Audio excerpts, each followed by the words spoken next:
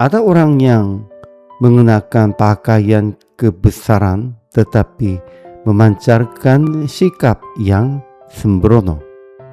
Sebaliknya, ada pula yang berpakaian sederhana namun memancarkan wibawa dan martabat seorang raja. Penampilan dapat menipu mata yang memandang dari jauh.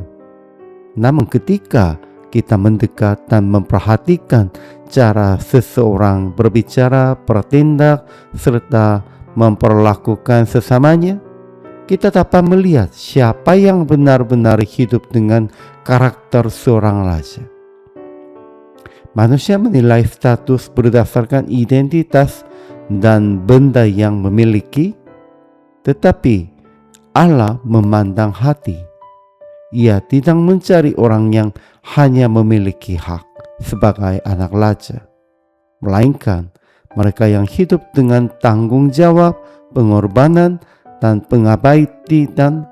Mereka inilah yang disebutnya anak-anak raja. Yesus memperingatkan murid-muridnya agar tidak bersumpah secara sembarangan, melainkan berkata jujur. Jika ya, hendaklah kamu katakan ya, jika tidak, katakan tidak. Sebab manusia tidak berkuasa atas langit, bumi, atau bahkan hidupnya sendiri pun. Yesus juga memerintahkan kita untuk tidak membalas kejahatan dengan kejahatan. Ia berkata bahwa jika seseorang menampar pipi kita yang satu, berikan juga pipi yang lain. Jika seseorang meminta bajumu, serahkan juga jubahmu.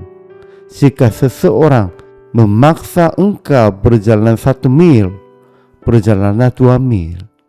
Bahkan ia memanggil kita untuk mengasihi musuh dan berdoa bagi mereka yang menganiaya kita. Dengan hidup demikian, kata Yesus, kita menjadi anak-anak Bapa kita di surga. Mengasihi bukan hanya mereka yang mengasihi kita, tetapi juga mereka yang memusuhi kita.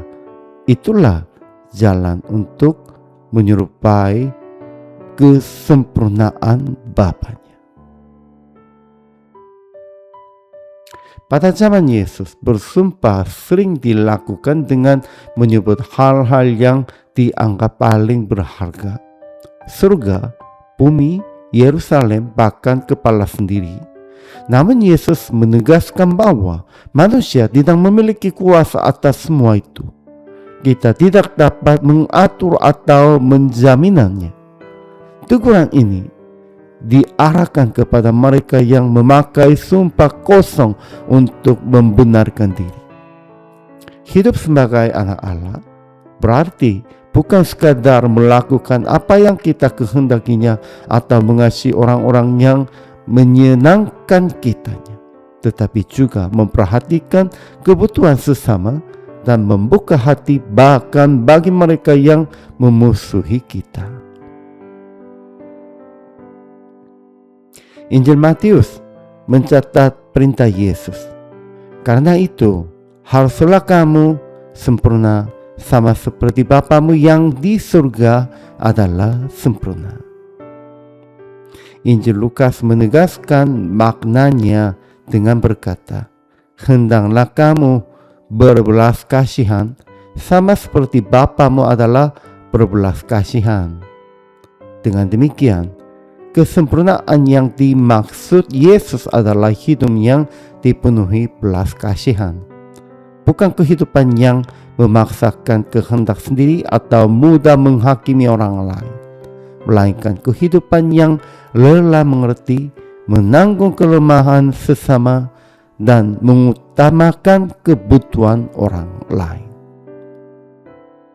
Menjadi anak Allah bukanlah tentang hak istimewa dan kemewahannya, melainkan tentang kerendahan hati, pengampunan, dan pengorbanan. Sebagaimana Yesus mewujudkannya melalui pelayanannya dan melalui salib. Demikian pula, kita dipanggil untuk hidup sebagai anak-anak Allah yang sempurna dalam kasih dan penuh belas kasihan. Inilah kehidupan orang percaya sebagai anak Allah.